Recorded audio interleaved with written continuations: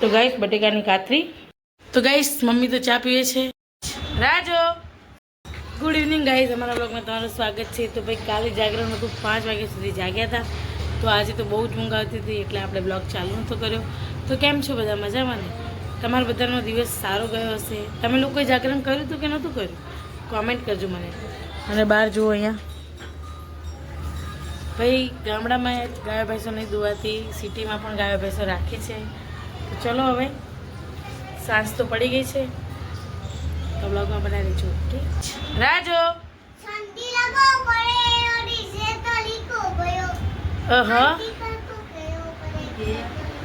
તો રાજભાઈ તો જો મારા મમ્મીના શર્ટ બનાવે છે, એના લેબલ બધા વીખી નાખ્યા છે.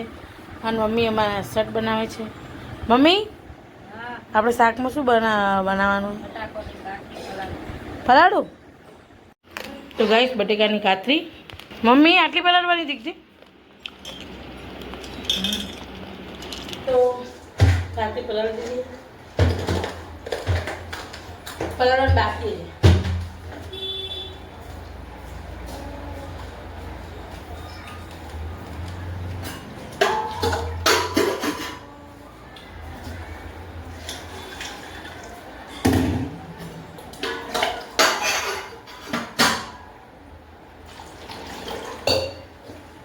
ગાઈસ કાતરી પલાળી દીધી है. डब्बो હવે ઉપર મૂકો, આપણી આવી એટલી નહીં.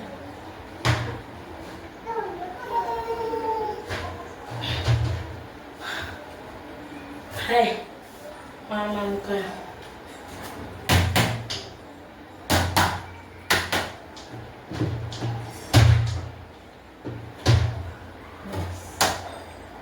જો હાઈટ ઓછી હોય એટલે પણ આવી. ચલો ગાઈસ તમને મારા માથાનો રાજ ખબર પડે?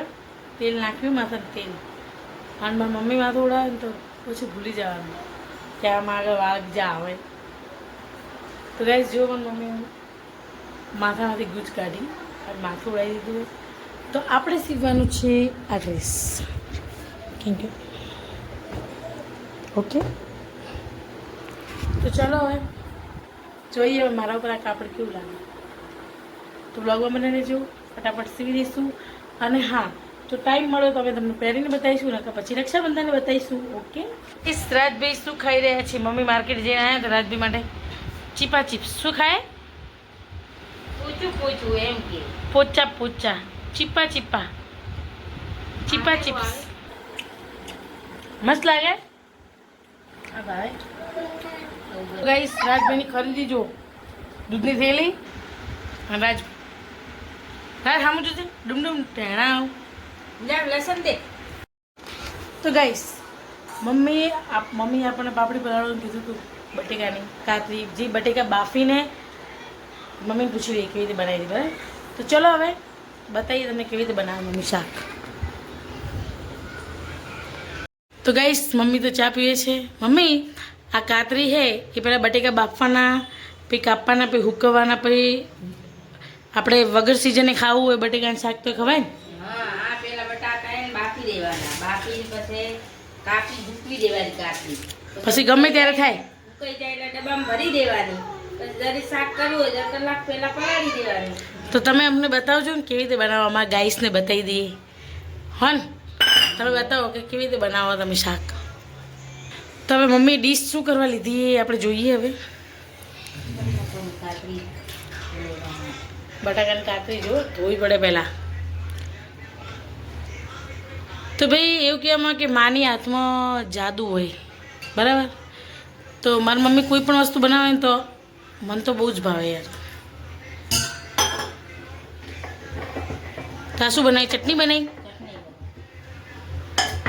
તેલ ગરમ થાય જો ગાઈસ, તમને લાઈવ બતાવશો એ પારુલબેન.